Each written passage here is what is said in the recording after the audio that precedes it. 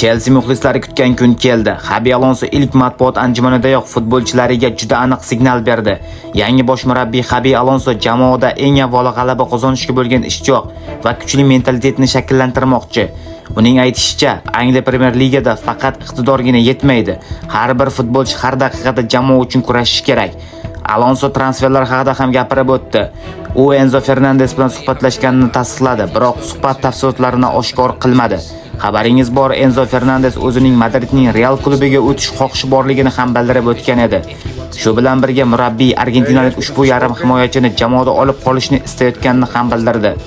Alejandro Garnachoning kelajagi esa hali ham noaniq. Transfer bo'yicha muzokaralar davom etmoqda.